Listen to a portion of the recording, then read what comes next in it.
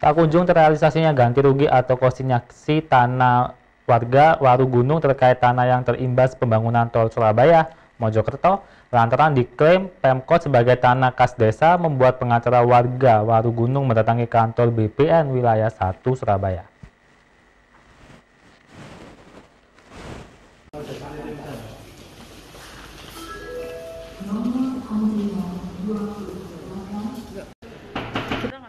Beginilah sejumlah pengacara dari warga Waru Gunung yang mendatangi kantor Badan Pertanahan Nasional Wilayah 1 di Jalan Taman Puspa, Sambikerep, Surabaya, yang sempat diwarnai aksi adu mulut dengan petugas BPN. Kehadiran pengacara warga Waru Gunung tersebut tak disambut baik. Terlebih, sudah hampir 2 tahun nasib warga yang terimbas pembangunan tol Surabaya Mojokerto tak kunjung ada kejelasan terkait ganti rugi atau konsinyasi. Pasalnya, tanah warga Waru Gunung seluas 2.529 meter persegi dengan nilai total ganti rugi mencapai 2 miliar lebih ini diklaim Pemkot Surabaya sebagai tanah kas desa. Tuti Laremba menyebut jika Pemkot Surabaya dinilai telah mengeluarkan dokumen palsu terkait bukti kepemilikan tanah tersebut.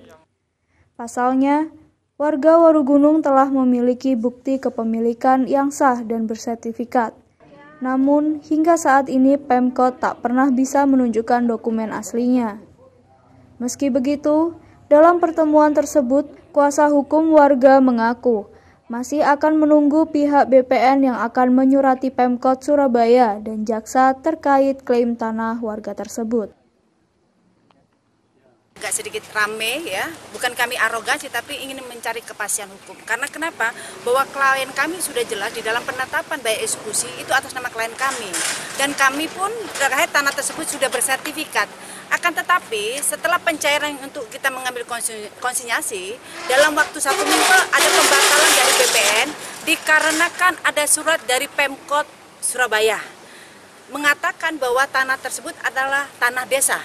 Kalau memang itu tanah desa dan sudah diserahkan oleh jaksa pengacara Daton tentunya harus punya dokumen tabel. Tapi mereka sampai saat ini tidak pernah menunjukkan alas hak yang mengatakan bahwa itu tanah kas desa. Makanya kenapa kami datang ke BPN untuk memastikan bahwa apa yang diklaim oleh Pemkot itu tidak berdasar.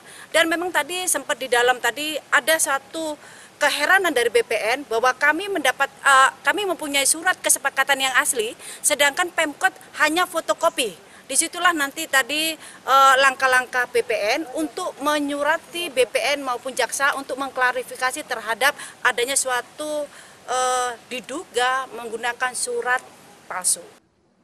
Sementara itu, pihak BPN wilayah 1 Surabaya hingga berita ini diturunkan belum memberikan konfirmasi apapun. Bahkan, kuasa hukum warga juga akan menggugat Pemkot Surabaya dan juga BPN yang dinilai telah mengingkari produknya sendiri.